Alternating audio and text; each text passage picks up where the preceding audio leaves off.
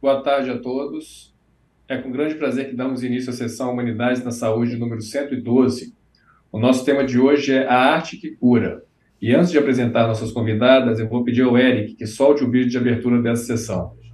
A música é Brincar de Viver, que é um dos clássicos de Guilherme Arantes e fala sobre os recomeços da vida, valorizando que devemos estar prontos para seguirmos em frente e mantendo sempre a alegria de viver. A arte que cura é o tema da sessão Humanidades na Saúde de número 112, um projeto idealizado pelo Dr. Ricardo Cruz e que conta com o apoio do Hospital Samaritano pelo 8º ano. Gostaria de saudar também aqueles que nos acompanham a partir deste momento também pelo Instagram. Nós convidamos a psicóloga e psicanalista Fátima Giovannini, a bailarina e atriz Ana Botafogo, além de contarmos hoje também com a presença da Denise Cruz, curadora do projeto, que ajudará a tornar a discussão do tema ainda mais especial. Eu vou passar a palavra para o nosso coordenador, Dr. Ricardo Lima, para que ele possa introduzir o tema antes de chamar nossas convidadas. Ricardo, por favor. Obrigado, Edmar. Boa tarde a todos. Boa tarde, caras convidadas. A arte que cura é um tema bastante empolgante. Aliás, cura é um tema bastante empolgante, né? Eu que sou médico, cirurgião, intensivista. Tradicionalmente, nós, através dos séculos, buscamos formas tradicionais e não tradicionais de cura. Cada vez fica mais difícil uma cura integral sem nós adicionarmos o que nós chamamos, talvez, de formas não tradicionais, que não são substitutas, mas são complementares. A gente tem exemplos na história. Eu estava conversando antes aqui sobre Rachmaninoff, que era um grande compositor, que sofreu com a depressão, e apesar do tratamento, digamos, psicanalítico, se é que pode chamar assim, na época ele recebeu, a música foi um grande fator para a cura ou para a melhoria do estado dele.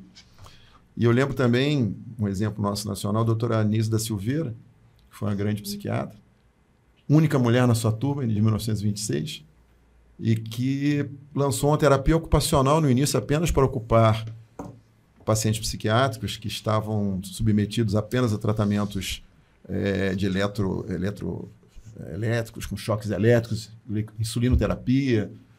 E mais do que uma terapia ocupacional, essa pintura foi capaz de trazê-los de volta para o mundo. Então, acho que tem essa cura pela arte, tem muito disso, pelo que nós entendemos, né? Trazer de volta para a realidade, buscar algo. Mas quem poderá nos dizer melhor isso são nossas convidadas, com experiências próprias, pessoais, seja tratando, seja como paciente. E eu queria convidar para iniciar esse debate, doutora Fátima, por favor, nos passar a sua experiência. É um prazer tê-la aqui. Obrigado. Prazer.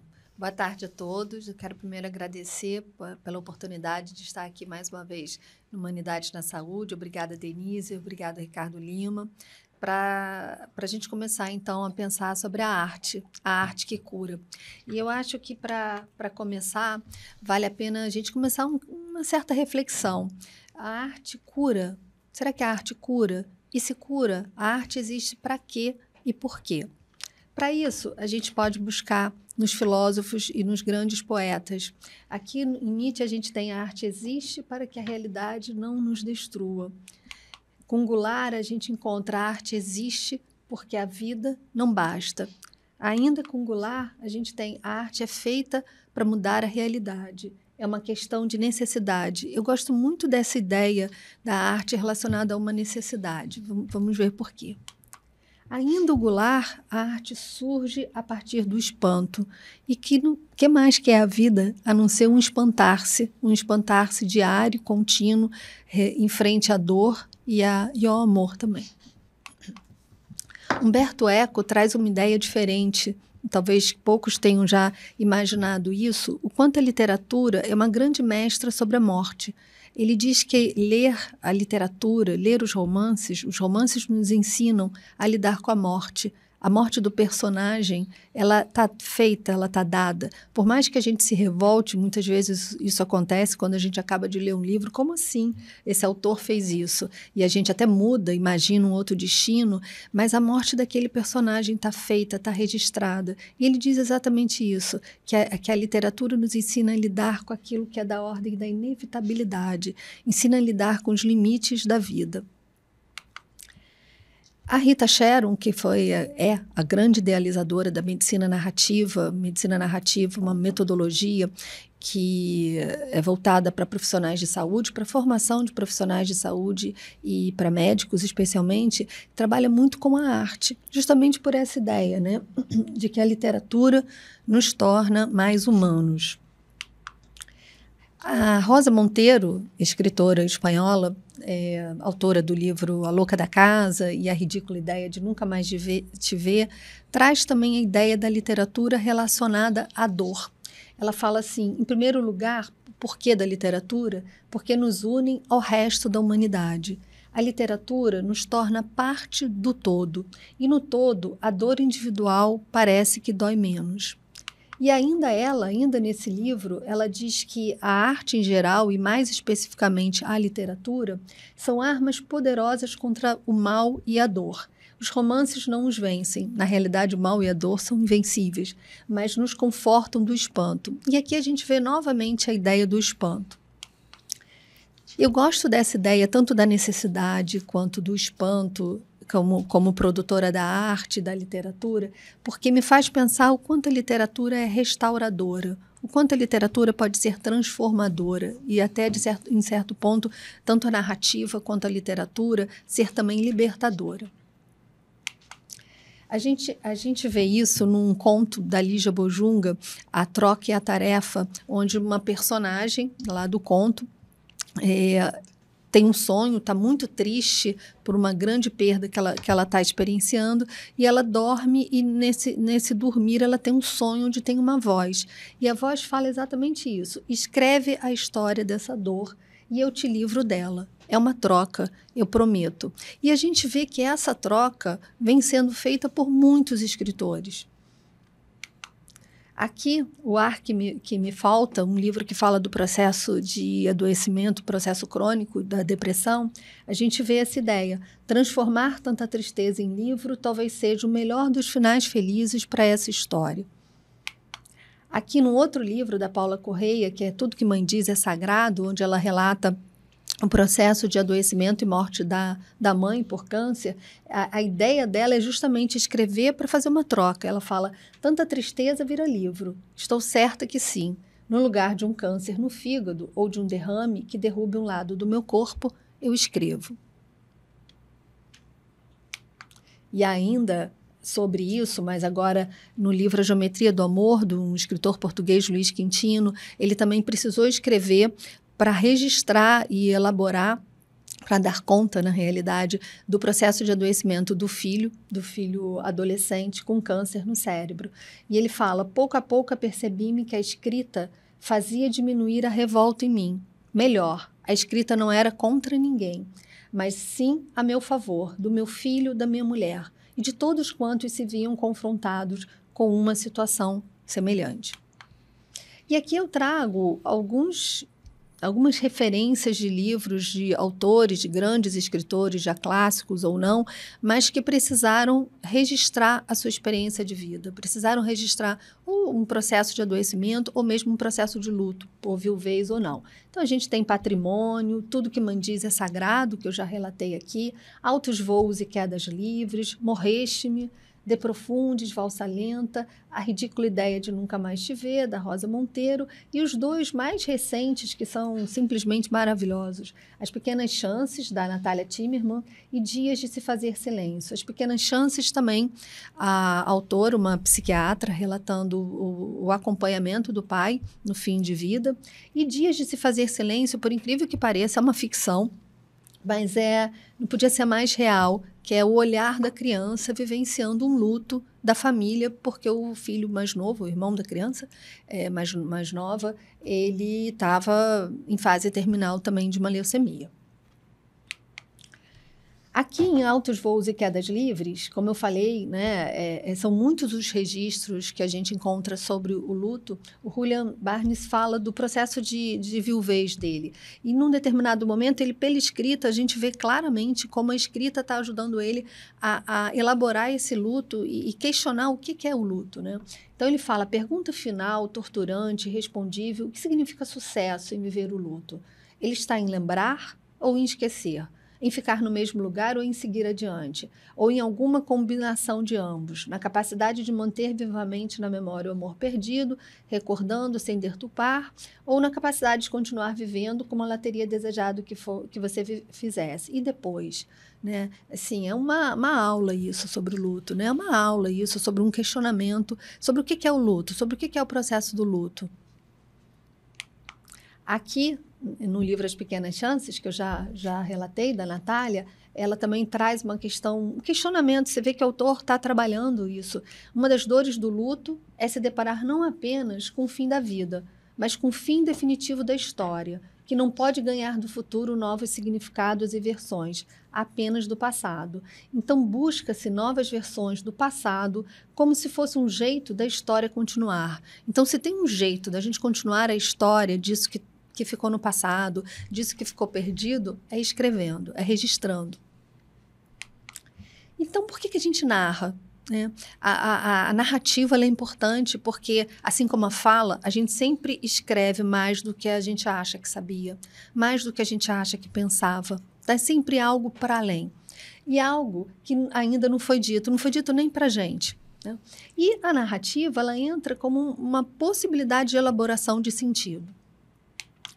A Rita Sharon, né, que eu já falei dela, grande idealizadora aqui da medicina narrativa, ela também dá um sentido, né? Ela fala um pouco sobre essa coisa. Por que a gente escreve? Para que a gente escreve? Escrevemos a fim de conhecer nossos erros. Escrevemos a fim de reconhecer as vozes à nossa volta, para repensar conceitos, aumentar nossa conscientização sobre o trabalho e a vida e promover clareiras de criatividade que melhoram nossas próprias vidas. E é muito interessante isso, a gente escreve para reconhecer as vozes à nossa volta. Não à toa a medicina narrativa é uma metodologia tão importante na formação do profissional de saúde, na formação do médico. A literatura e a narrativa ajudam na escuta, ajudam a gente a se escutar e escutar o outro. E uma fala, assim, né, sobre a narrativa que eu acho primorosa, é talvez a minha preferida, não sei se a gente pode falar em preferida, que é da Clarice. Escrever é procurar entender, é procurar reproduzir o irreproduzível, é sentir até o último fim o sentimento que permaneceria apenas vago e sufocador. Escrever é também abençoar uma vida que não foi abençoada. É maravilhosa essa fala, né? Então, esse procurar entender, esse processo de elaboração psíquica que acontece na fala e que acontece na escrita, na produção narrativa. Seguindo essa ideia, eu também segui pelos caminhos da escrita, gosto muito tanto de ler quanto de escrever. E aqui algumas das minhas publicações. Aqui desse lado, as publicações relacionadas à medicina narrativa e à educação médica, que é a área que eu atuo e que eu escrevi junto com outros autores, são coletâneos. E aqui os 2 livros infantis que eu escrevi, são livros que abordam a questão da morte e do luto, tanto para criança quanto para adulto. O meu primeiro foi A Casa Preta, que, sem dúvida, foi um livro que surgiu nessa tentativa de dar um sentido para aquilo que, muitas vezes, a princípio, parece que não tem sentido nenhum. Obrigada. Muito obrigado, Fátima. Excelente. Aproveitar, você mostrou aí os livros, aí no final são 2 livros infantis, que você escreveu. Acho que tem uma história por trás disso, né? Acho que você podia contar um pouco para a gente, porque você mostrou uma teoria muito forte, com muitos autores, né? Muito rica, e eu acho que a sua experiência pessoal também pode nos ajudar também. Na realidade, eu sempre gostei de ler, mas não escrevia. E esse meu primeiro livro, que é A Casa Preta, ele surgiu, essa metáfora da Casa Preta, eu falo que, na realidade, eu só registrei o que aconteceu com uma criança de 4 anos, que por um acaso é meu filho, né? Um registro realmente de uma experiência. Eu perdi a minha filha mais velha e o meu filho tinha 4 anos na época. E na época que ela morreu, nós ficamos uns 2, 3 meses numa casa, né? Até repensar o que ia se fazer da vida, mudanças. E durante algum tempo eu passei, né, por essa casa, e meu filho, com uns 6 anos mais ou menos, ele virou para mim e falou assim: e olha lá, mãe, pintaram a Casa Preta. E eu me assustei, eu falei, mas como assim? Esse prédio sempre foi dessa cor. Ele falou, não, mãe, como é que você não lembra? Aquela casa que entramos eu, você e o papai, sem a Giovana. Então, a metáfora da Casa Preta foi uma vivência, uma vida real, é da vida real. É o luto de uma criança de 4, 6 anos, vivenciando aquele espaço, aquele momento da família como realmente o momento do luto, né? Essa casa escura para ele, né? Sem luz, né? E eu registrei a história que ele me contou, na realidade, né? Foi aí que eu comecei a escrever. Eu gosto muito de livros infantis que podem ser lidos por crianças e adultos. Os livros, eles, na realidade, eles não têm idade. Eles têm, você diz que é infantil porque são textos pequenos, tem gravuras, mas o conteúdo, né? Ele pode ser aproveitado por qualquer pessoa, porque todos nós temos dificuldade para lidar com o luto, para lidar com a morte, e muitas vezes a gente pensa que a criança não está a par, não está vivendo aquilo, né? E eu acho que essa metáfora que o meu filho, o Antônio, trouxe é preciosa, né? A criança está ali vivendo, é como aquele livro, né, que eu falei, Dias de se Fazer Silêncio, que é uma ficção, mas que é isso, é uma menina de 11 anos vendo a família desmoronar naquele luto, a mãe sumindo, né? Ela fala assim, a mãe sumindo, né? Eu tentando segurar a minha mãe, trazer minha mãe de volta, né? Então, essa escrita, eu acho que ela é libertadora. Eu acho que a publicação desse livro, acho que para minha família foi muito importante. E o Esconderijo eu escrevi depois, porque eu percebo na minha clínica como os adultos têm dificuldades de falar para a criança, de contar o que aconteceu, né, que aquela pessoa morreu.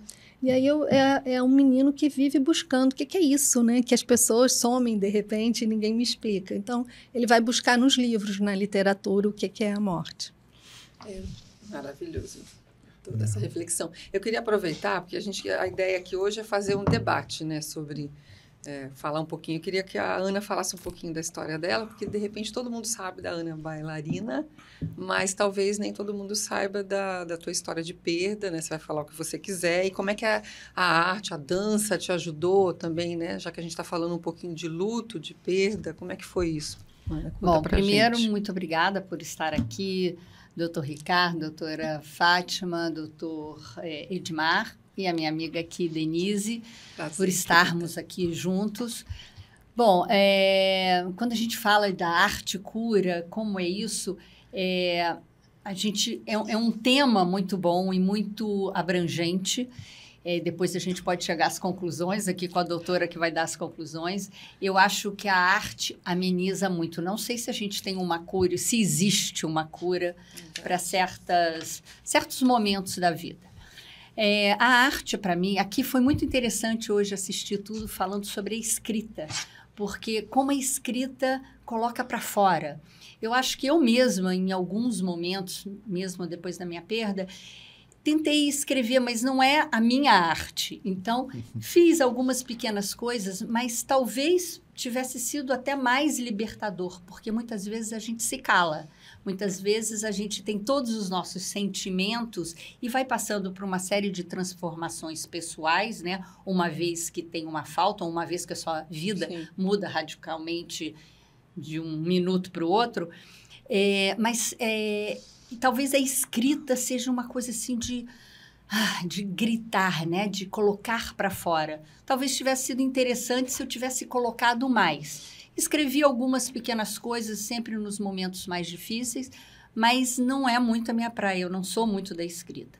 Mas como eu tinha a arte da dança comigo, e como essa era a minha profissão, eu acho que eu posso dizer que a arte da dança me salvou e me levou para patamares muito importantes. A dança tem toda uma parte terapêutica, tem uma parte, eu digo, conversamos um pouco sobre isso, sobre o foco, sobre colocar o foco no que você está fazendo. E a dança precisa muito de foco. E isso me tirava um pouco dos meus momentos. Bom, só para falar, para quem não sabe, eu tive uma perda trágica, fiquei viúva por uma perda trágica, assim, da noite para o dia, muito jovem. Então, isso, claro, não é completamente inesperado para você, inesperado para a família, para os amigos. E a dança, claro que no primeiro momento a gente fica um pouco sem chão, tive uma família muito presente o tempo todo, que isso acho que foi importante em vários momentos da minha vida, inclusive depois de uma outra perda mais tarde, um pouco mais tarde. Eu sou viúva 2 vezes. Então, nesse primeiro, que foi, eu acho que, onde eu digo que a arte realmente me salvou, eu precisava dançar, era o meu trabalho, era o que eu sabia fazer. Então, eu achava que através da dança eu poderia extravasar um pouco toda essa, não só a emoção, mas todo esse sentimento e toda essa angústia que estava dentro de mim. Claro que quando eu cheguei no teatro, né, eu já era bailarina do teatro, os primeiros momentos, assim, difíceis, às vezes, de encontrar com as outras pessoas, por ter sido um momento trágico na vida de todos nós, as pessoas também ficavam muito incomodadas de me encontrar o que dizer. Realmente tem situações que não tem o que dizer, eu acho que a doutora Fátima pode dizer isso aqui, às vezes não tem mesmo o que dizer. E eu me lembro dos meus primeiros dias de teatro municipal, de voltar. Foi bastante difícil, mas assim, eu voltava para o meu habitat, para os meus colegas de trabalho, todos muito compreensivos, mas a música me emocionava muito também. Então, eu tinha várias coisas. A arte era muito bom estar com a dança presente, porque eu precisava estar em forma, eu precisava dançar, essa que é a realidade. Mas a música me emocionava muito e eu levei um tempo para que tudo isso fosse se encaixando.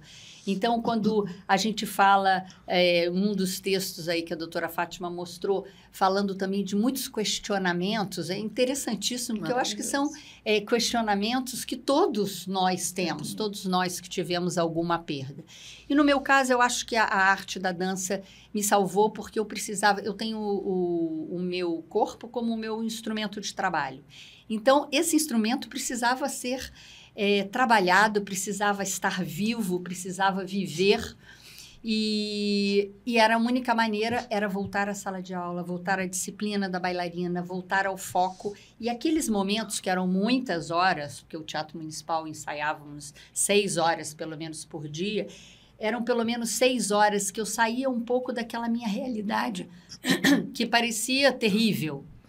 E que, num primeiro momento, a gente acha que só acontece com você. Mas, logo depois, a gente vê como a gente tem relatos parecidos e como a gente pode, talvez através da escrita, como vocês podem abranger, né, tanta gente com o mesmo sentimento ou passando a mesma coisa. E isso é muito importante quando a gente fala. Eu nunca deixei de falar, eu gosto quando também uma das coisas escritas falava sobre o passado, o presente, o que é viver. Porque eu tinha pessoas que diziam, não, esqueça isso, esqueça o passado, não fale mais sobre isso. Eu dizia, como? Mas isso é a minha vida. Então, assim, esquecer o passado é impossível, a gente não vive o passado, a gente precisa viver, continuar essa vida. Aliás, o duro é isso, o duro é viver. O duro, muito interessante quando a gente vê a música, a alegria de viver, brincar de viver, né? E que a arte, como que é? A arte de sorrir, enquanto o mundo diz não. Então, a arte sorrir. Isso é muito a vida da bailarina, do artista em geral. A gente pode estar com alguma coisa muito triste, muito sem vontade de sorrir, mas quando a gente está no palco, a gente precisa sorrir, a gente precisa contar aquela história. Isso aconteceu muitas vezes, não só na minha vida, como na vida de todo artista. Porque todo artista que trabalha muito, em algum momento já teve momentos de perda. Então, eu acho que a arte nos leva para esse outro patamar. Então, isso daqui é muito interessante. Quantas vezes a gente não queria sorrir, mas quantas vezes... E até porque a gente, no meu caso, eu tenho também, além da arte do palco, que a gente se imbui, tem que ter uma coragem para entrar no palco. Então, você já tem essa coragem, você entra e enfrenta, mas você é uma artista, você está representando. Mas tinha o depois, que é encontrar com as pessoas, encontrar com os fãs, encontrar com os amigos, e isso era necessário fazer. E era também necessário sorrir. Eu sempre achei que eu não podia passar para as outras pessoas o fardo que era meu, né? O que eu tinha que carregar. Então, por que eu tinha que ser triste com os outros? Eu precisava passar que a vida ainda é bela, apesar de tudo. E outro dia eu falava, eu acho que eu sou uma pessoa feliz. Tive perdas, tive momentos muito tristes, mas eu não posso dizer que eu não sou feliz. Eu tenho uma família maravilhosa, eu tenho amigos maravilhosos que também me sustentaram nesse momento e que me deram força para crescer, e também toda a minha profissão. E eu me lembro que, eu vou contar assim, só um caso para não ficar muito longa, que foi quando eu fiz o meu primeiro espetáculo no Teatro Municipal, após a morte do Graham, meu marido, e era o Lago dos Cisnes completo, que eu nunca tinha feito na vida. Então, eu tinha me preparado muito tempo, e era difícil, era uma música, ele tinha me dado muita força para fazer isso, faço, não faço, mas os ensaiadores, os diretores me deram muita força, que era o momento para eu extravasar. É como se fosse a minha escrita. Se eu conseguisse colocar esse lago em cena, seria talvez o meu libertador. E que eu acho que foi.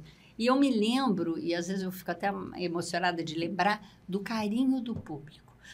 Porque no final de tudo, claro, fui aplaudida, dancei um balé em 4 atos, onde eu danço 3. Então, você é aplaudida, você fala, você agradece, você sai, você volta muitas vezes. E você tem todo esse controle dentro de cena. Mas no final, quando o público me aplaudiu, a sensação que eu tinha é que eles estavam lá para dizer, estamos com você, você tem que continuar, vamos em frente. Então, ali eu acho que eu falei, esse é o meu caminho, eu não posso parar. Porque eu nunca pensei em parar de dançar, as pessoas me perguntam, mas nesse momento, era um momento muito difícil. Será que eu devo ficar mais um pouco, me afastar um pouco da dança e voltar? Viver o tal do luto, talvez, que falam, né? Assim, a gente vive o luto. Vive, mas eu digo parar, né? Talvez. Mas eu nunca parei de trabalhar. Então, essa é a verdade. Então, eu acho que a arte da dança, no meu caso, me transformou, me ajudou, me colocou, me deu alicerce para continuar. Então, agora, quando a gente fala de cura, eu quero depois conversar um pouco mais sobre isso. Porque a cura total, exatamente, cura é do zero, sei lá, do 0 ao 1000. Não sei se isso tem, mas que ameniza muito. E que a vida... E eu... num primeiro momento, e todas podem dizer isso também, às vezes a gente acha, não tem mais vida depois, não quero viver, não vai ter sentido. E a gente vai, pouco a pouco, achando esse sentido. Então, isso eu acho que a arte, nesse ponto, ela cura, porque a gente vai transformando, vai achando os sentidos da vida, mas sem, pelo menos no meu caso, não sei nem se é correto, se é isso, só vocês... doutores podem dizer, no meu caso, eu nunca esqueci o que foi meu passado. Eu acho que hoje eu sou a pessoa que sou, tenho as marcas que tenho, as rugas que tenho, de toda a vida que vivi. De toda essa trajetória, eu acho que uma coisa... E, claro, isso te transforma, faz repensar a vida. Imediatamente, eu estava no auge dos meus 32 anos, então, claro que você começa a pensar a vida quando a gente não pensa muito lá, porque você acha que você tem a vida inteira pela frente e, de repente, você vê que não é bem assim. Então, eu repensei muito a minha vida, gostei de falar da doutora Nise, porque a doutora Nise...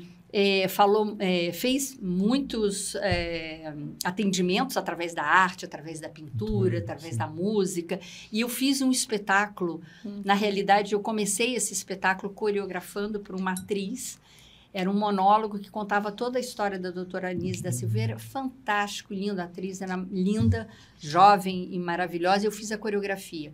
E 1 ano depois me pediram, junto com João Carlos Assis Brasil, pianista que tinha feito a trilha, ele veio tocar ao vivo e eu fui dançar alguns trechos dessa peça da doutora Nise. Então, vivenciei e li muito sobre esses tratamentos e, enfim, isso daqui só para poder ligar aqui em tudo que falamos. Enfim, eu não sei se eu não, falei eu muito, sempre tem mais alguma coisa. Estou até lendo aqui coisas que eu escrevi. Você falou ali, né, quando você falou do público, você até se emocionou, né? Que é o que a gente leu aqui agora, né? Você, de certa forma, foi abençoado e abençoou, né? Que você abençoou e você foi abençoado ali. Eu vou aproveitar uma deixa aqui, quando você falou assim, que não era nem o que eu ia falar exatamente, você falou assim, eu nunca deixei de falar. Né? Então, assim, eu vou falar um pouquinho, assim, do meu relato, né? Por que eu estou aqui também, porque é uma arte...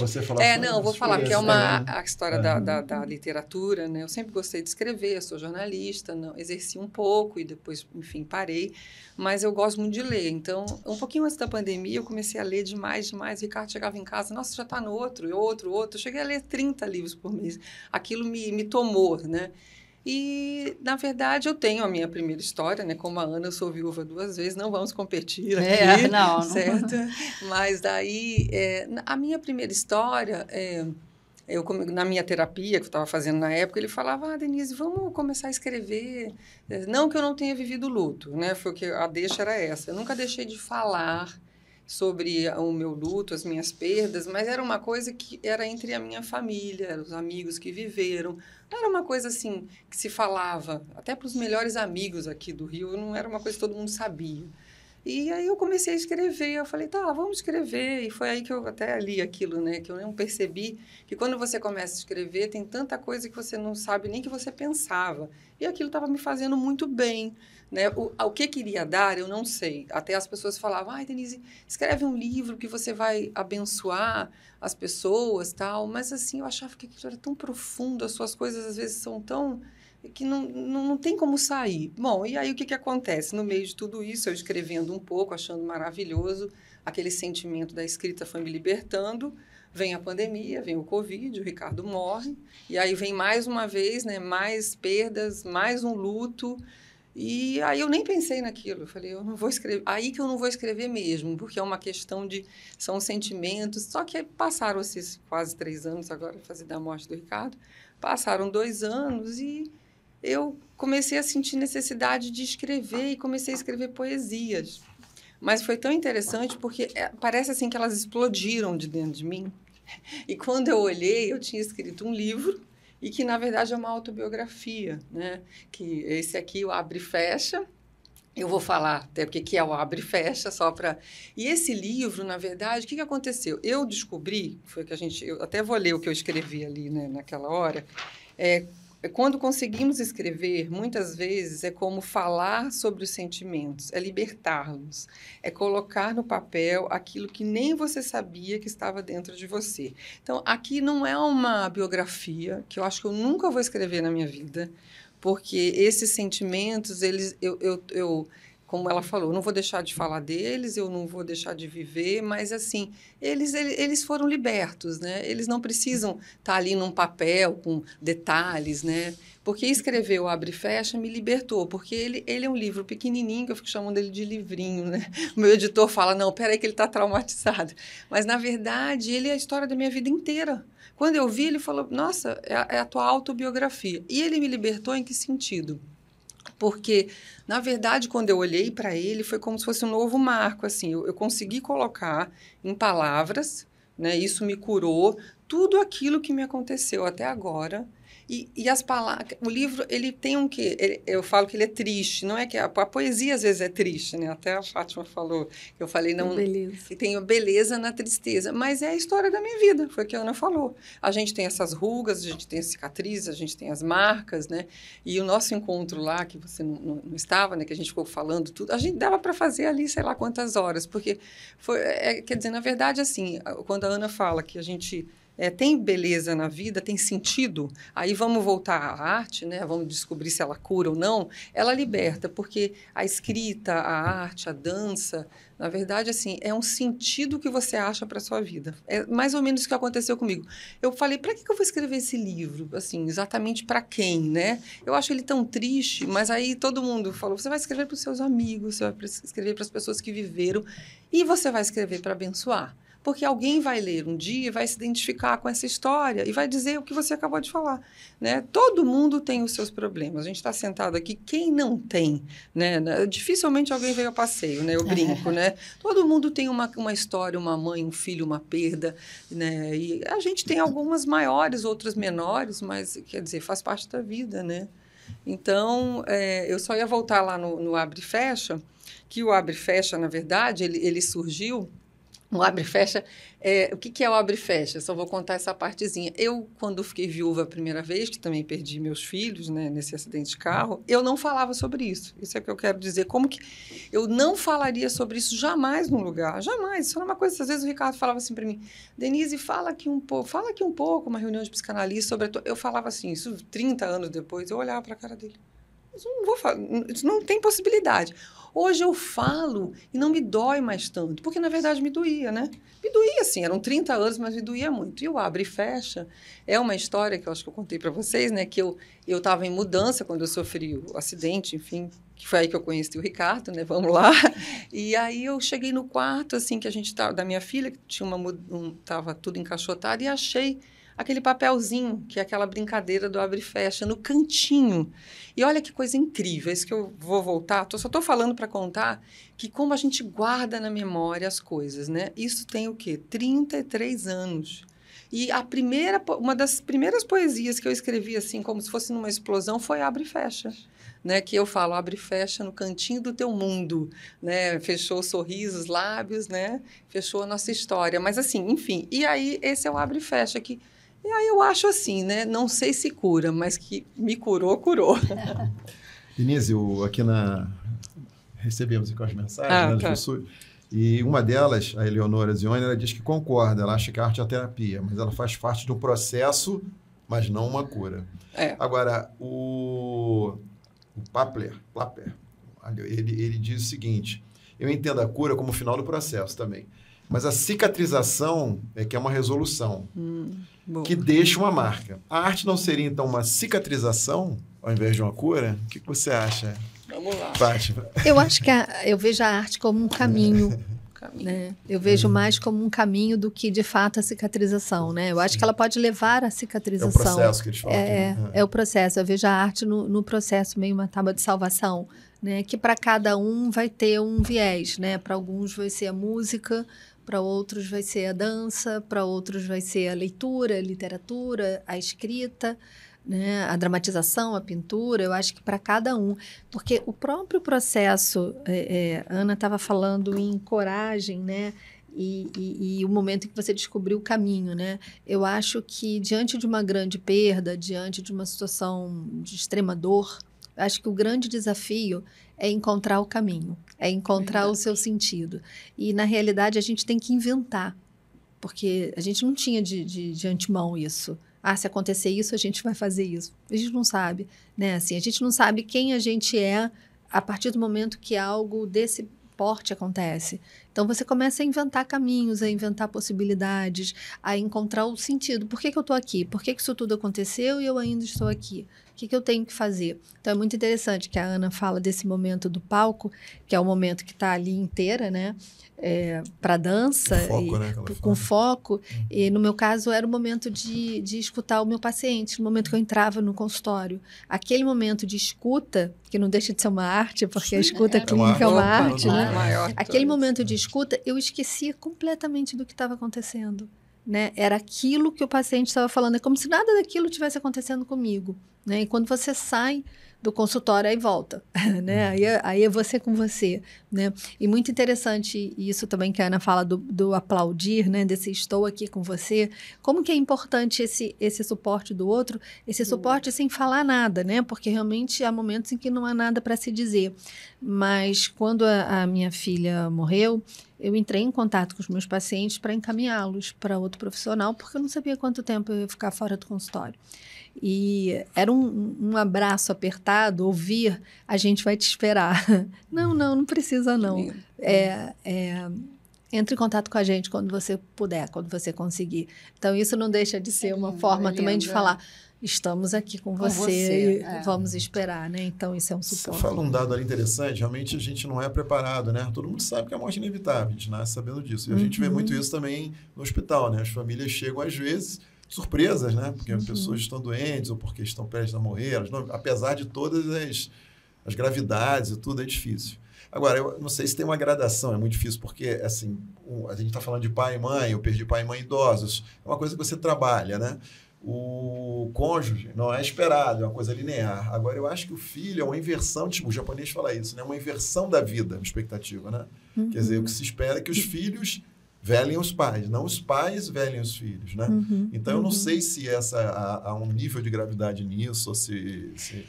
Ricardo, na verdade, são muitos fatores que vão impactar na forma como cada um vai lidar com o seu luto.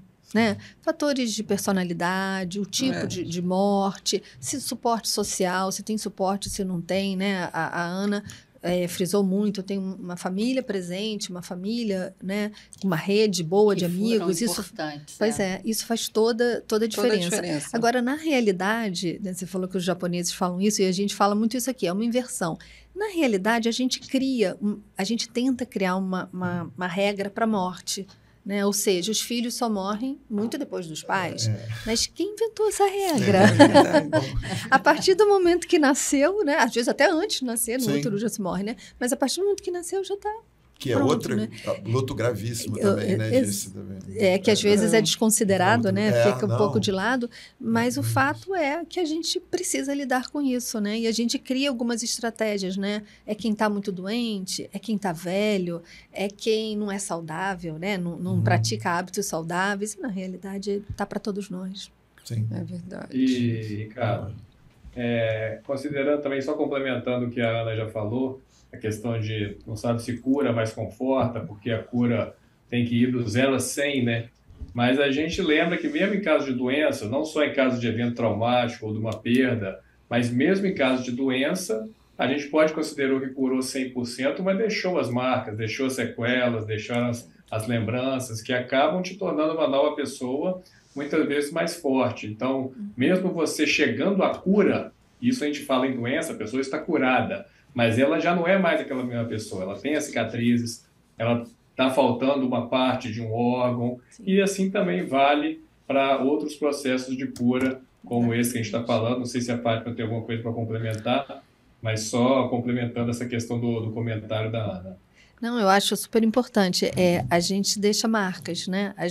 Faz parte da nossa história. Computação física e computação psicológica. Exatamente, também, faz parte da nossa história, deixa marcas e toda marca nos transforma. Né? Todos esses eventos nos transformam. Eu trouxe aqui um escritor português, o Luiz Quintino, né? Que fala desse processo doloroso do adoecimento e morte do filho dele no livro, e ele tem uma fala que eu adoro, assim, só a dor de fato nos transforma, nos modifica, né? E isso não se trata de fazer nenhuma apologia à dor, vamos sofrer. Não, a gente sofre, querendo ou não, né? A gente vai ter a dor e o amor. A gente resolve o que vai fazer com a dor, né? Exatamente, aí é que está nas nossas mãos. O que a gente resolve, o que a gente consegue e pode fazer com a dor. Quero saber da ajuda aqui. Você ficou mais forte, Ana? Eu acho que eu fiquei mais forte e acho que um luto, né, uma perda preparou muito a outra. A gente falou sobre isso. Eu acho que preparou. O meu teve um tempo menor, né? Eu tive 10 anos, 12, uns 13 anos de diferença entre uma morte e outra. Mas eu acho que um preparou o outro, se bem que foram muito diferentes. Um foi muito inusitado, meio uma tragédia, e o outro teve doença, teve hospital. Pouco tempo, mas teve esse encontro com médicos. Meu pai é médico, então estava sempre ali muito presente, mas houve quase que uma despedida, apesar de eu não poder falar com ele pessoalmente. Eu não sei se a despedida é melhor, se não é, porque um foi sem despedida e sem esperar. O outro, eu acabei, mas eu me lembro de um dia, eu não sei se eu contei isso para vocês, de conversar com meu pai e dizer, eu não acredito que nós vamos passar tudo isso de novo. Num momento que estava muito crítico e meu pai médico tentando confortar a filha. Aí naquela hora ele não era médico, era pai, né? Difícil. Você era mais forte, Denise? Mais forte antes, você disse? Agora. Não, vou responder a mesma coisa que você falou para Ana. Na verdade, Eu sou muito brincalhona, né? Que é a maneira que, assim, não é uma fuga. Tem gente que fala assim, você... Não, é o meu jeito de ser. A gente estava falando isso. A gente tem... A Ana parece... Eu vejo muito da Ana em mim, assim, ela é viúva 2 vezes, mas sempre para frente, sempre teve a sua vida, né? Cada um sabe do seu cada um, no seu cantinho, mas...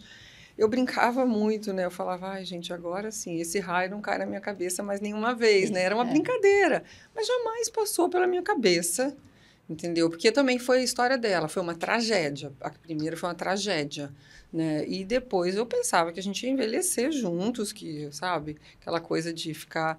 Jamais pensei que fosse me acontecer de novo, da maneira, ainda mais de Covid. Agora, pegando um gancho ali daquela dor coletiva, falei muito sobre isso. O Covid, muita gente morreu, né? Muita família, todo mundo, quem não perdeu alguém de Covid? Então, assim, ameniza essa dor toda, né? Agora, forte, eu não sei, eu tive até bom falar nessa palavra, essa foi uma palavra que eu nunca gostava de ouvir muito, eu sempre tive um problema. Quando a pessoa virava para mim, a Ana falou, você é forte. Você é tão forte. E assim, ela tinha 2 assim, eu ficava pensando assim, bom, ou ela está querendo dizer que eu sou forte e não sinto nada, ou que eu pode vir qualquer coisa que eu vou aguentar. Não é isso, é que é aquela coisa assim, sabe? Graças a Deus. Porque se a gente não tivesse essa vontade de viver, esse apoio familiar, de amigos, de médicos, o que fosse, a gente teria desistido da vida, entendeu? Não que você não vá ao fundo do poço. Agora, o que eu acho que a gente fala, os livros, né, tudo que a gente lê, para mim, agora, se eu sair mais forte... eu diria para você que, da primeira vez, assim, eu tinha muito medo que qualquer coisa me acontecesse de novo. Você era muito jovem também. Mas eu tinha muito medo, As assim. tuas, né? Eu tinha filhos e eu pensava, eu não quero, não pode me acontecer nada com esses filhos, meu Deus. Era quase uma oração diária, entendeu? Não que eu queira que aconteça nada agora. Mas, assim, o que acontece hoje é que, assim, a vida... A vida é isso, né, gente? A vida pós-Covid, a vida ela acaba a qualquer momento. Falou, não tem regra, né? Ela não tem regra. Então, assim, eu não quero que nada me aconteça, mas agora também eu acho que eu já disse para ela o seguinte: olha só, eu tô aqui, não vou desistir. É isso. Entendeu? É E assim, tem outros sentidos, entendeu? O livro liberta, a arte liberta. E, assim, tem gente aqui precisando da gente, tem teus filhos, tem uma vida nova, e né? eu acho que quando a gente pensa, assim, de ser forte, né? É muito ruim mesmo ouvir essas Não, coisas. mas Você é muito forte, você vai dar conta disso. Isso é simplesmente horrível. Mas eu acho que tem um fortalecimento que é você descobrir que consegue encontrar os seus caminhos, né? Que não é uma regra, o seu caminho, é o que você achou. E acho que isso inclui também reconhecer as fraquezas, né? Porque o luto, ele precisa ser encarado, ele precisa ser enfrentado, né? Não pode recuar, não pode ir para debaixo do tapete, né? Isso a gente até falou aquele dia, assim, não que eu não tenha vivido o luto, que você falou até que você viveu direitinho, depois vocês acharam, puderam fazer, né? Assim, eu, na verdade, hoje, olhando para trás, eu acho que aquela história era tão pesada que eu não escondi debaixo do tapete, mas eu fui conforme eu pude. Isso. E como eu também não enterrei ninguém, né? Eu não vi nada, então, assim, eu fui... Aí, quando o Ricardo morreu agora, eu fiz os 2 juntos, entendeu? E aí, eu me lembro que, assim, foi um marco. Por isso que eu falo que esse livro é um marco. E é uma maneira de dizer assim, olha só, eu vou começar de novo essa outra vida, né? Claro, você falou, tá tudo junto, eu não posso... Aquela faz parte dessa e essa faz parte dessa. E se eu vier a casar de novo, já falei que são 3 maridos. Eu vou amando todos juntos, não reclame quem quiser. Mas, assim, faz parte da sua vida, entendeu? É como se você tivesse filhos. Os filhos você vai amando todos, né? Então, eu acho que, assim, a gente é mais forte. É uma fortaleza que vem dessa rede, de Deus. Mas essa história de forte é engraçado mesmo. Porque você é forte. Quando você se acha a mais frágil das frágeis, mas você está ouvindo isso, porque você é forte, Então, você sabe, nossa, eu não posso decepcionar, Mas, assim, no fundo, tem sim, a gente vai encontrando alguma força e para viver a vida. Na arte, e transformar, na né? arte de viver. Na arte de viver. Por isso que eu escolhi essa música, cada vez que o mundo diz não. A Adriana Novis, né, que eu sou colega também, que já esteve aqui com a gente, ela faz 2 comentários. Ela fala que as cicatrizes são as marcas da nossa singularidade, né, da nossa história. Cada um Adriana é maravilhosa. E que diz, ela lembra da canção, né? cada um sabe a dor e a delícia de ser o que é. Então, assim, o Hélio Papler tem uma pergunta aqui. Ele fala assim: como levar a literatura, a dança e a arte em geral para o ambiente do ensino médico sem torná-las apenas um instrumento, apenas uma disciplina a mais no currículo? É difícil, isso aí cabe um outro encontro. Cabe um outro encontro da medicina narrativa. Acho que a medicina traz isso, essa possibilidade de inserir nas disciplinas, inclusive nas disciplinas duras, né, a arte. Mas aí é pela medicina narrativa. Existe agora também, está falando para o Hélio, uma outra maneira. Eu tenho até uma colega que está médica, que convive com um artista, com um museólogo e tal, e nós temos conversado muito de um outro fato que já acontece na Europa, que é usar a arte, pintura, pode ser escultura, mas é pintura, para treinar os alunos, para melhorar a capacidade de percepção dos alunos. A medicina narrativa faz. Também. Né? Só que, em vez de ser com a literatura, faz com a pintura também. Também. Na realidade, a medicina narrativa é levar a arte, né? Assim, tem vários recursos. Ela acaba trabalhando muito com a literatura e com a narrativa, mas não só fácil, com o cinema, com a pintura. A Rita Sharon faz isso há muito tempo, né? Na realidade, de 2000 para cá, né? Relativamente. E nós, da dança, a gente faz um trabalho, sempre que é possível. Isso tem no Festival de Dança de Joinville, e existem escolas que fazem aqui no Rio de Janeiro, que é levar a dança para dentro do hospital, claro, para aqueles pacientes. A gente faz muito, às vezes, com crianças, né? E aí leva a bailarina, levam às vezes um músico, uma flautista, alguma música que possa ser tocada num ambiente hospitalar.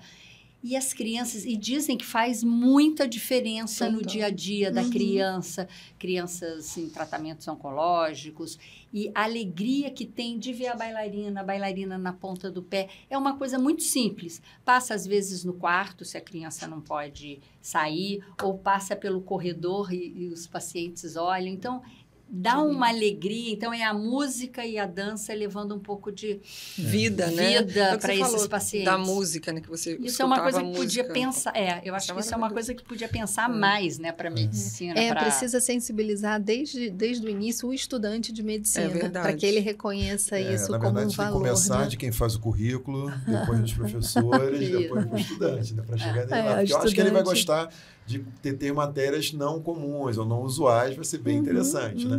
Mas aí tem que ver que tem quem constrói currículo. Hoje você consegue botar isso como matérias optativas, né? Muitas vezes. Já está começando, né? Já está começando lá na faculdade. Na faculdades privadas são mais fáceis de incluir, mas o problema é o seguinte: o MEC ele tem uma grade mínima, né, que você tem que manter e tem que encaixar ali, né? No momento é um momento de mudança do currículo. Exatamente. Né? A gente agora está com o eixo de humanidades do início ao final, né? Então, a gente consegue colocar. Não é diretamente só com arte, mas o Patch Adams é um filme que fala muito disso. Eu estava outro dia fazendo um estudo, né, sobre isso. E é exatamente até no momento que mostra o julgamento dele, né, que ele é julgado, em que os médicos não conseguem ver nada não tradicional, né? Como assim? Que medicina é essa que você está fazendo, né? Que na verdade é fazer o outro sorrir ou brincar, em vez de estar lá examinando, ou além de estar lá como examinando. se não estivesse trabalhando, né? Fazendo ali, focando no paciente. Exatamente. Então, assim, é difícil. Então, eu acredito que ainda haja algumas visões que não compreendam essa complementaridade, né, da coisa. E tudo vem... Que tem comprovado que é super importante, né? Não, hoje já tem trabalhos até mostrando fisicamente, quer dizer, eles estudaram grupos diferentes, um com música, outro sem música, mostrando os efeitos químicos, modificação, diminuição de ácido lático, né? No cérebro, modificação de ácido lático pós-atividade física, sei lá, uma série de outras coisas, assim. Já, lógico que são pequenas amostras, as evidências não são grandes, mas já é um direcionamento de mostrar, né, falando de arte. E aí é uma arte até que cura, né? Quer dizer, está mostrando uma arte agindo quimicamente. Vamos ajudando, ela não vai assumir que cura. Porque eu acho que nós somos incuráveis. É verdade. Você colocou ali, né? Que essa coisa toda não há cura, né? Não tem. Eu acho que nós somos incuráveis. Né? Acho que é o que alguém colocou, né? Assim, tudo deixa marcas e a gente transforma. Né? Transforma a dor, transforma qualquer episódio, como falaram, né? A doença deixa cicatrizes, faz parte da história, né? Essa mudança. Acho que esse conceito de cura não é para os humanos, sabe? Eu acho que quando a gente pensou no tema, né, na verdade a gente pensou na cura no sentido assim de seguir um caminho, Sim, né? De isso continuar. Claro. Né? Eu acho que é isso que ela E quis. de extravasar. Isso, de se curar nesse sentido. É quase como se fosse um remédio, né? Salvar, você se salva, né? A gente vê tudo que os livros que você colocou ali. Sim, não tenho dúvida disso. É porque a cura, a palavra que o Edmar concorda comigo, né? A cura é uma palavra desde a medicina que a gente vai treinando, que ela é muito utilizada, é uma busca, né? Tanto do médico quanto do paciente, né? Eles buscam como se fosse a resolução, né? E o Edmar já colocou, até nem sempre existe isso. Não, né? é poucas vezes, né? Não, é como você falou, a Ana também falou, uma solução para o quê, né? O que já foi, quer dizer, às vezes não tem essa cura como remédio para apagar, né? Acho que quem foi que falou? Apaga essa história e não fala, né? Que você falou. Até o Julian Barnes, né, que eu trouxe. O que é resolver o luto? Né? É isso, exatamente. O que é? É você não falar ou você voltar para trás e dizer, não posso mais falar nisso, porque agora é isso, né? Então, você tem que... É complicado, né? Acho que é de cada um. E tem histórias que você não quer esquecer, né?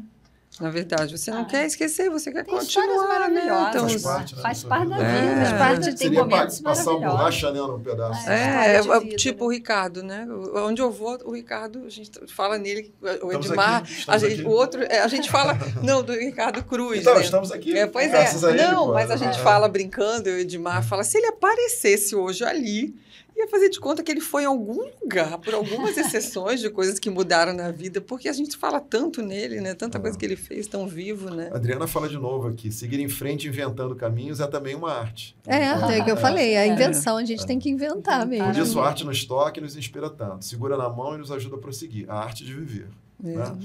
Tem um comentário do Instagram da Fernanda Basbaum, Denise e Ana Botafogo, admiro vocês, vi uma vez...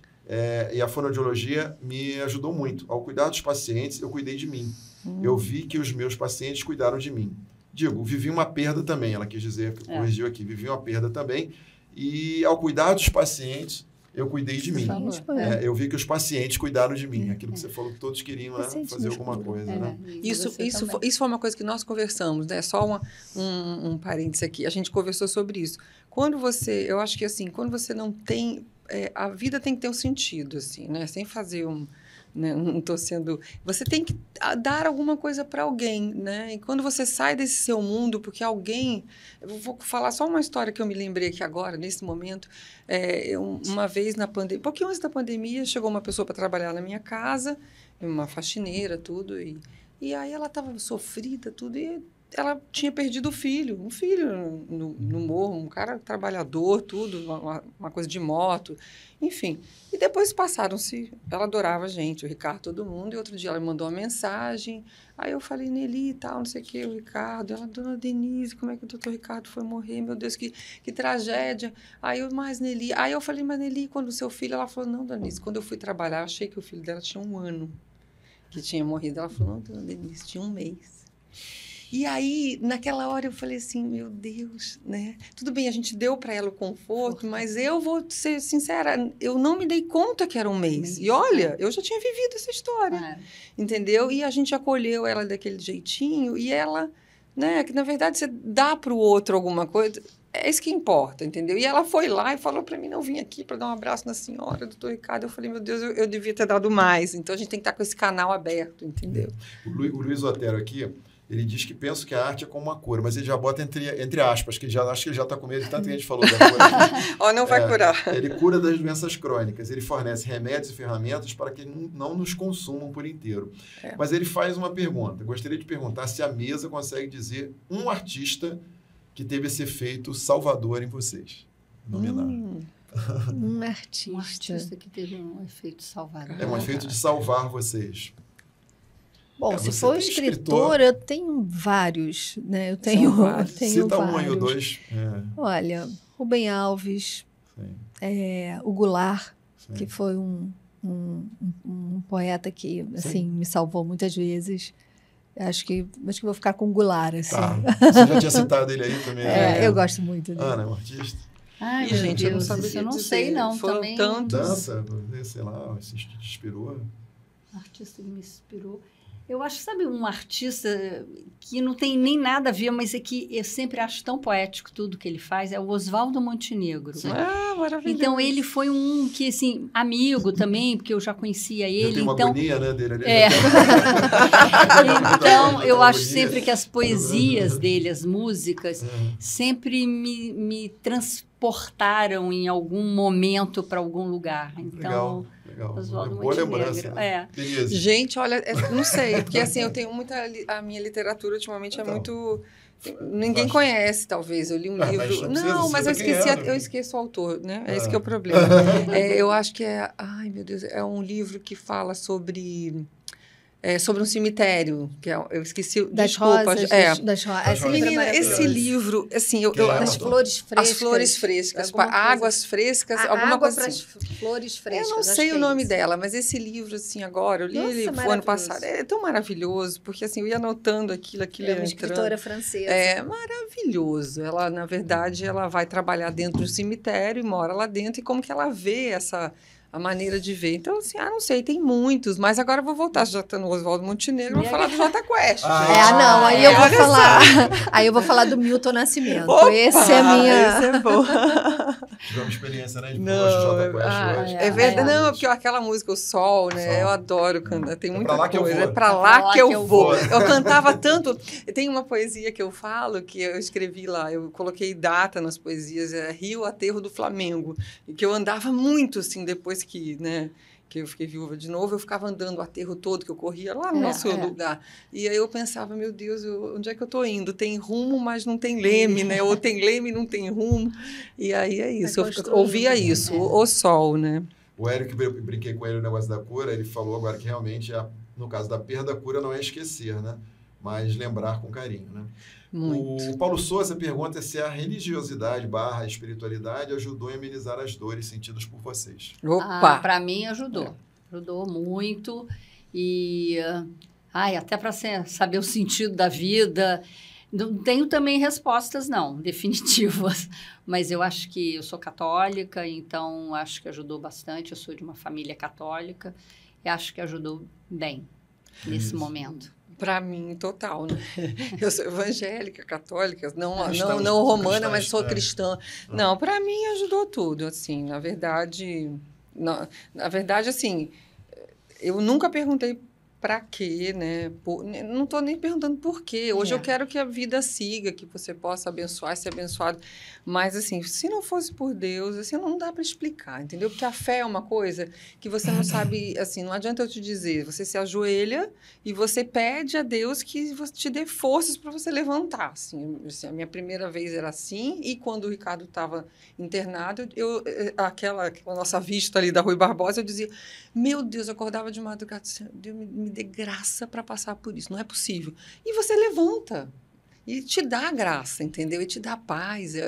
Aquele dia a gente falou, né, que alguém perguntasse, você é feliz? Acho que esse conceito, né, moderno de felicidade, de alegria, assim, eu estou fora disso, entendeu? Porque não existe essa vida, mas feliz no sentido assim, eu tenho paz, né? Deus para mim é tudo. Respondendo aí. Fátima, quer falar? A espiritualidade, sim. Religiosidade, não sigo, mas a espiritualidade, sim. Sim, isso é importante. A gente estava comentando antes sobre aquela história das Blue Zones, que a gente até vai estudar depois, que são áreas de uma longevidade que tem no mundo, né? E eles falam que as coisas que ajudam isso, uma deles já falou que é um modo de vida, quer dizer, algo a fazer, um objetivo de vida, né? Uma das coisas que tem. Sim. Né? E a outra é a espiritualidade, uma delas também, além de atividade física, etc. Mas é interessante, né? A gente falou de Lavoisier aqui antes, brincando, o Marcelo Barcinski, ele diz que na natureza nada desaparece, tudo se transforma. Isso vale para os seres humanos? Eu acho que sim. Eu acho que vale para os seres humanos, sim.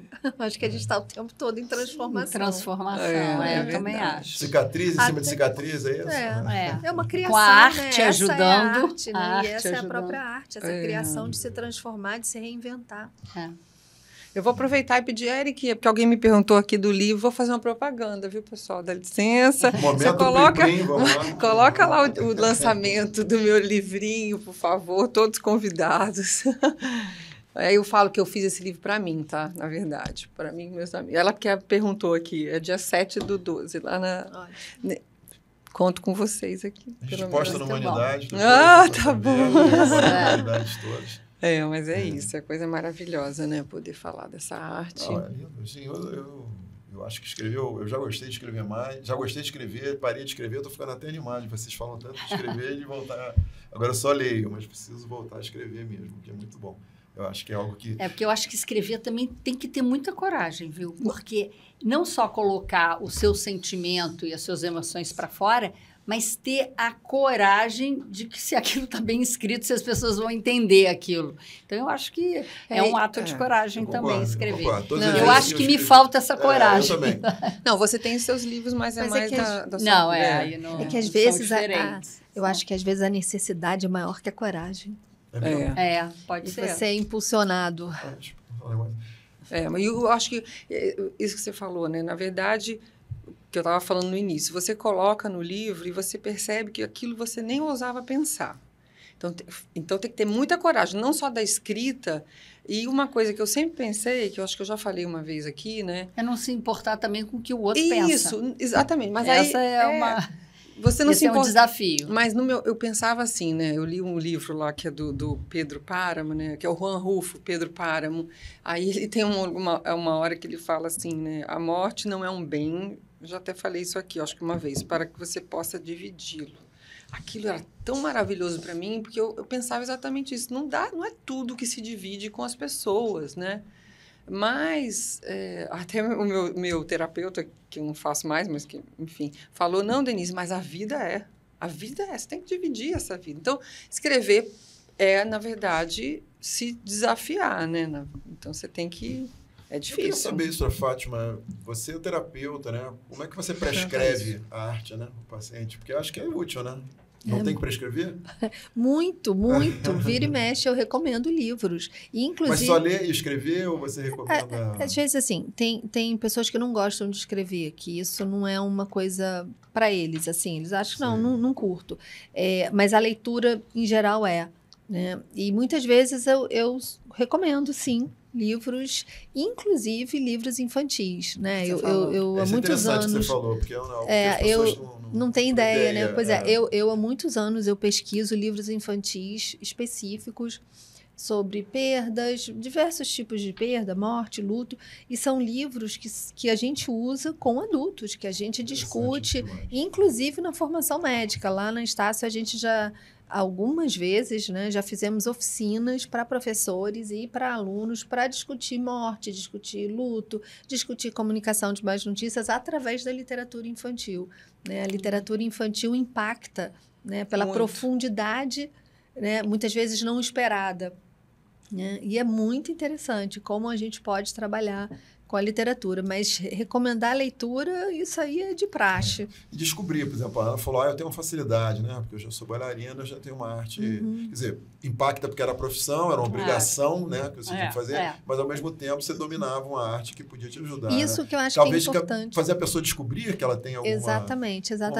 Não adianta... Assim, eu acho que a literatura ajuda muito no luto. É muito comum você ver pessoas enlutadas lendo, mas muitas vezes é uma pessoa que não gosta de ler, e aquele não vai ser um recurso, não vai ser um caminho possível, né? Vai ser o outro, vai ser a música, vai ser a dança, vai ser a escrita, vai ser E eu aqui recomendaria sempre a dança. Mesmo assim, você não precisa ser bailarina, não precisa nunca ter feito. Mas quem faz dança, mesmo impressionante. Diletantemente, só para fazer pelo prazer, e às vezes até em momentos assim, eu acho que a dança, ela tem esse efeito terapêutico, sociológico, de sociabilidade, porque você vai para um lugar de uma aula... Não é solitário, né? Não é solitário, você vai encontrar com outras pessoas, você vai trabalhar o seu físico, vai trabalhar a mente, porque tem que decorar uma sequência. Tem música. Então, e ainda tem a coordenação motora. E tudo isso vai fazer trabalhar essa corpusão e mente sã, né? Então, eu acho que a dança, talvez em casos, não precisa ser profissional, não precisa nunca ter feito, mas tentar fazer qualquer coisa de dança, eu acho que vai trazer talvez um alento, um acalanto aí para alguns momentos. Eu acho que é isso que você falou, Ricardo, é descobrir o caminho da pessoa, né? O que ela acha que é possível, né? Ajudar. Né? Pode ser a dança, E pode ser o livro, pode ser uma pintura. Complementando aí o que a Ana falou, que faz todo sentido, quando a gente, por exemplo, está numa situação, às vezes a gente está triste, está numa situação ruim, a gente ouve uma música, quando a gente vê, a gente já está cantando a música, quando vê, o humor já melhorou, a gente já está numa outra situação. Então, assim, só se tratando de música. Então, o que ela falou em relação à dança, que tem toda uma questão de expressão corporal, tem a mente, tem a música, tem o movimento, tem a coordenação, isso sem dúvida vai ajudar a pessoa, vai ser uma ferramenta importante em qualquer recuperação. Isso faz todo sentido porque realmente completa, tanto na questão da arte, como na questão do corpo e questão da mente também. Então, é muito interessante ela ter falado isso. É uma coisa que você não fica sozinho, né? Que você não pode... O que não pode, assim, né? A Fátima sabe disso, né? Como psicóloga, psicanalista, você ficar como médico também, ficar sozinha no luto, é se isolar, né? No luto. É se isolar nesse momento de dor, apesar que você tem um momento que você precisa. Como você falou, as pessoas às vezes não têm o que dizer e muitas pessoas nem dizem nada, que é muito bom. Mas o isolar, né? Ele tem um limite, né? Para você poder... A gente sabe disso, senão a depressão, né? Então, tem um momento que você tem que... Você até falou isso aquele dia que a gente falou, não, teve uma hora que eu decidi que agora era a hora de eu voltar, e você também falou a mesma coisa, né? Dado para o consultório, que é o momento que você decide não se isolar. Né? Isso é importante também. Muito bom. E eu cobro muito isso de mim como médico, que falo com o médico, porque não é responsável só do psicanalista, né? Do psicólogo, quer dizer... O médico, às vezes, o paciente vai no médico, lógico que dependendo da especialidade, né? O cirurgião vai lá para ver uma vesícula e tal, mas a gente tem uma responsabilidade. Às vezes foi a oportunidade que ele teve de ir a um médico ali, né? De eu saber do bem-estar dele, de tudo, e dar pequenos avisos. Olha, você tem que ver seu peso, procura um especialista e tal. E eu acho que cada vez mais a gente fica responsável por um tratamento em geral, né? Porque às vezes dizer para ele, olha, você precisa fazer uma atividade, você está muito... Né? O Covid, a gente tem que entender agora, nem o Covid até é ruim de lembrar, porque você lembra assim aqui, mas ele complicou muito, né, a vida das pessoas, né? Foi um isolamento geral e um represamento de doenças físicas e mentais que agora está eclodindo. E a gente tem visto isso no hospital, entendeu? Então, eu não sei se você, também como terapeuta, está vendo isso. E eu acho que cada vez mais a gente está precisando de mais terapêutica opcional, porque não está dando, né? Se não é só... Como é que tinha aquele negócio do outro? Menos Prozac, né? E mais... Vamos dançar. Então, vamos dançar, vamos escrever. Vamos escrever, vamos ler, biblioteca. Vamos escrever, vamos ler. Pintar. Criar. Mais livros, menos farmácias. Isso, vamos sair de casa. O pior é que é outro... Até a Denise comentou, a pessoa comentou na Humanidade, né? Porque a gente está impressionado com a quantidade de farmácias que se abrem, né? Quer dizer, deve ser um bom negócio, né? Porque do jeito que está. Uma loucura. E outro dia, lá na Laranjeiras, perto da minha casa, Sim, abriu um sebo, né? Pois é, como você lá. E eu moro ali perto, né? Então, ele estava comentando, eu não tive oportunidade, eu não estava no Rio, a Denise até me convidou para ir no Guaratão, mas eu vou lá, até com a minha filha, que adora também literatura. E essa é uma contra-reforma, digamos assim, usando o termo histórico. Que, na realidade, a gente vê a demanda, né? Porque, assim, a gente tem tido muita procura, muito movimento, né? Então, como é que tinha uma demanda ali meio reprimida, né? Não tem a menor dúvida. Porque, de repente... aparece. E foi um momento que as livrarias, elas, como business, né, elas eram muito grandes, tiveram que fechar, né, por erro de cálculo. E agora você vê que elas estão reabrindo como pequenos negócios. E que tem um charme, né? Tem uma coisa diferente, né? De você se aproximar, de você ter um livreiro, de você ter alguém que goste, que tem amor pelo livro. É muito interessante. Eu fico sempre muito feliz lá na livraria quando chegam, assim, crianças buscando livros, adolescentes que saem da escola e ficam ali na livraria um tempão, garimpando um livro, perguntando se tem uma coisa, se tem outra. Isso é uma delícia ver esse gosto. No momento tão, né, tecnológico, isso é tem um comentário aqui da Etienne, a Regina. Etienne Etienne. É um homem, por acaso eu conheço. Etienne, a Regina. O Etienne. O Etienne, desculpa. Etienne. Entendo que a cura necessita de remédios externos e internos. O remédio interno é energia vital, a cura interna é a aceitação do remédio externo. A aceitação da luta contra o mal, contra a perda, contra a mutação, contra o desconhecido. Fé é um dos remédios mais valorosos e complementares de todos. Fé na vida. A aceitação é uma coisa importante, porque por isso que eu digo que eu acho que a vida da gente mudou depois do Covid, pelo menos a nossa, que teve uma consciência melhor, de uma maneira geral, o mundo deveria ter mudado. Porque a aceitação, antes você ficava, não, mas foi uma tragédia comigo, mas por quê? Né? A gente fica sempre né? Nós falamos sobre por quê. Por que fechou a porta? Por que fez isso? Por que foi embora? Por que teve que ir lá nadar? Por que não sei o quê, né? Então, assim, o Covid foi uma coisa meio geral. Então, eu acho que se você disser, por que comigo? Nossa, gente, então foi milhões de pessoas. Então, essa aceitação, eu acho que é o início de tudo. Não sei, gente, por que foi comigo? Às vezes já chegaram a me perguntar, mas por que você? Eu falei, gente, não fiz essa pergunta. Não estou interessada. Que não tem resposta também. Eu acho que eu sou esperta, de repente. Eu sei que não tem resposta, mas assim, eu não fiz, eu não sei. Eu só sei que quando eu penso, mas tem a casa do outro, muito pior. A gente, né, convive com médicos, sabe quantas coisas acontecem todos os dias. Aceitação é importante. Fundamental nesse processo todo. Sim, no processo de cura é importante. Acontece porque a gente está vivo. Aceitação é fé e é ter Deus. E a arte. De tudo. Sair daqui e vou arrumar um balé para fazer. Eu já fiz por um tempinho agora, já há pouco tempo. Eu fiz. Realmente. Olha lá, Edmar, vai procurar uma arte aí.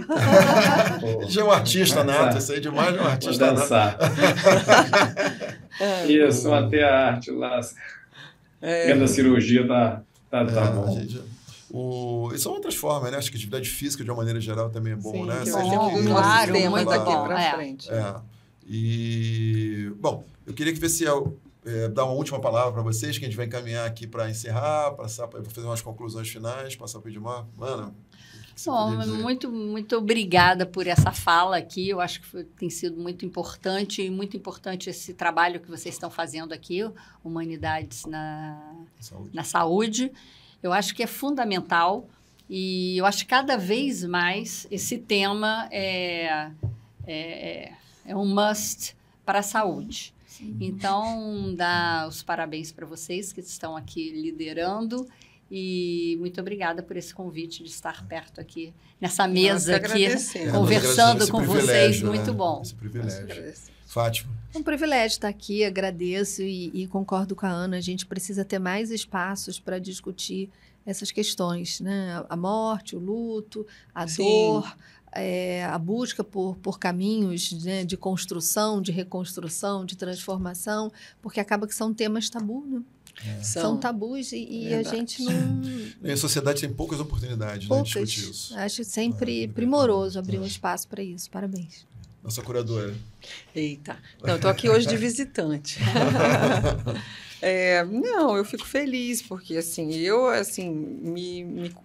vou dizer que eu me curei, gente. Desculpa aí. Não, eu vou dizer que a literatura... Não, eu vou dizer que assim, me curou... Não, me curou da fala, me curou de poder falar de uma maneira sem dor, assim. Então, assim, eu me sinto muito feliz, assim. Obrigada por vocês terem aceitado esse convite e obrigada pelo Ricardo, Edmar, toda a equipe aqui e dizer que a gente vai começar o nosso podcast aqui, tá, gente? Vocês vão anunciar para vocês.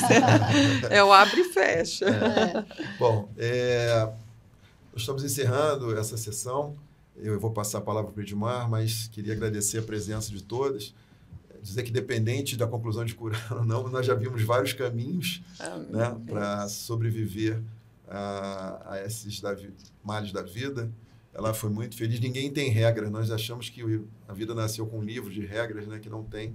E todos estamos sujeitos. Eu lembro que antes de eu entrar o Covid, eu estava comentando, eu tenho mais de 35 anos de terapia intensiva. Eu falei assim, nossa, já fiz muita coisa de terapia intensiva, já não tem muito mais coisa para fazer, vou olhar para a cirurgia. Deus parece que o viu lá de cima. Ele fala, eu nunca trabalhei tanto na minha vida como aqueles 2 anos de Covid, né? Então, ele não tem livro. Então, a gente tem que estar preparado. E eu acho que a reunião cumpriu a sua missão de dar algumas opções, alguns caminhos, algumas ideias, algumas formas de ver isso. Estou muito feliz com essa reunião e agradeço aos convidados. Edmar, a palavra é sua.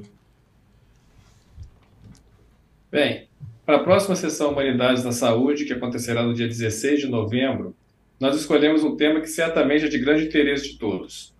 Diagnóstico câncer. E agora? Iremos discutir tudo que envolve esse delicado momento e, para isso, contaremos com a presença do psiquiatra Dr. Fernando Boigues e do oncologista Dr. Marcos Saramago. Eu volto a agradecer a todos que permaneceram conosco até este momento. Agradeço novamente às nossas convidadas por compartilhar experiências e informações tão valiosas e muitas vezes pessoais. E me despeço daqueles que nos acompanham através do Instagram e para os demais, além de desejar uma ótima tarde, obrigado a todos.